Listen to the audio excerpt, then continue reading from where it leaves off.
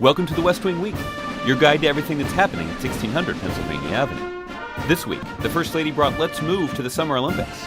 The President signed both the U.S.-Israel Enhanced Security Cooperation Bill and the Hearth Act, hosted 12 new foreign ambassadors to the United States, and met with inspirational groups of young people, both the PCAST Science and Engineering Early Career Award winners and the 98 boys and 98 girls of the 2012 American Legion Auxiliary. That's July 27th to August 2nd, or 98 to 98.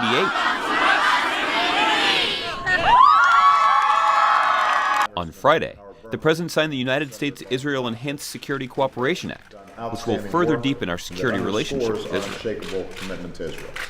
I have made it a top priority for my administration to deepen cooperation with Israel. What this legislation does is bring together all the outstanding cooperation that we have seen, really at an unprecedented level.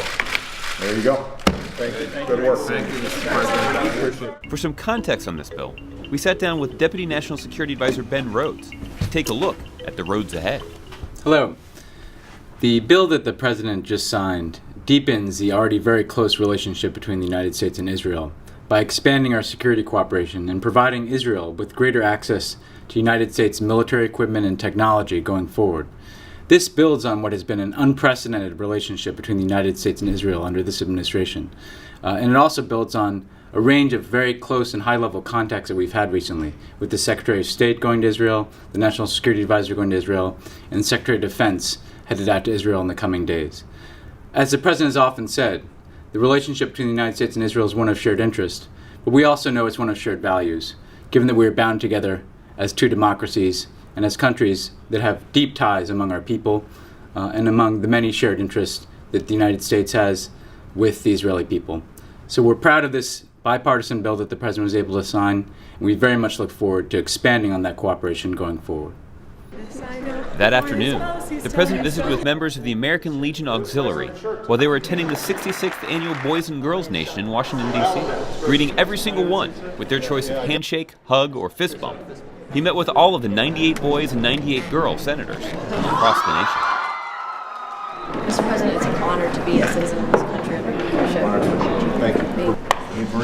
Thank you, man. Proud of you. My mom told me I had to invite you to dinner. Oh, what's your specialty?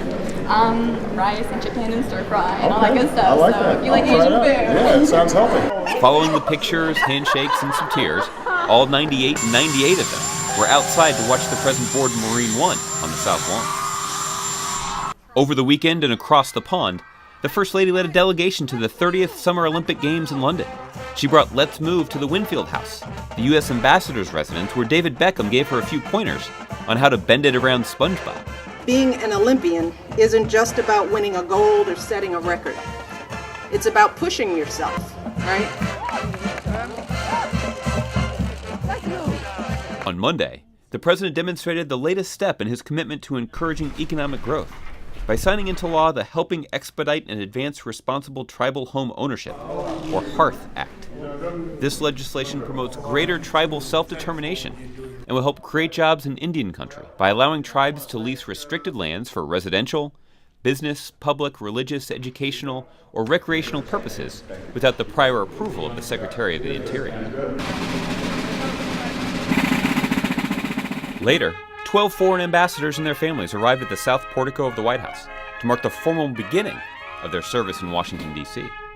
Chief of Protocol Capricia Marshall was on hand to officially welcome the new ambassadors of the Kingdom of Spain, the Republic of Chad, the Republic of Senegal, Bosnia and Herzegovina, the Republic of Malta, Jamaica, the Kingdom of the Netherlands, the Republic of South Sudan, the Republic of Singapore, the Union of Burma, the Republic of Tajikistan, and the Republic of Latvia. On Tuesday, the President visited with the 2011 PCAST recipients, who have received the highest honor bestowed by the U.S. government on outstanding scientists and engineers in the early stages of their independent research careers. To hear more about their advancements and achievements, West Wing Week caught up with some of the recipients in this week's episode of Tech Nation.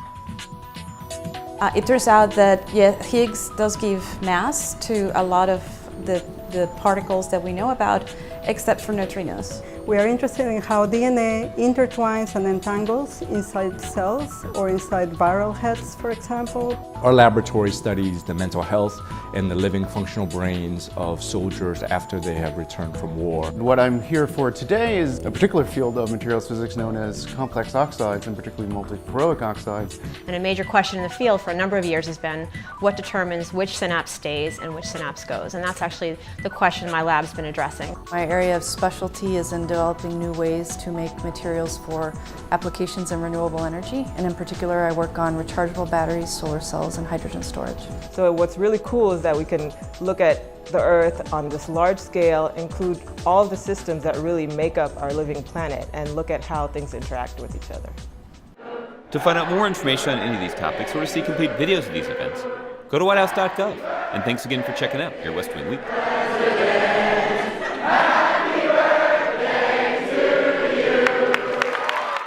Does the trickle from New York, future President of the United States? Okay, just warming up the seat for you.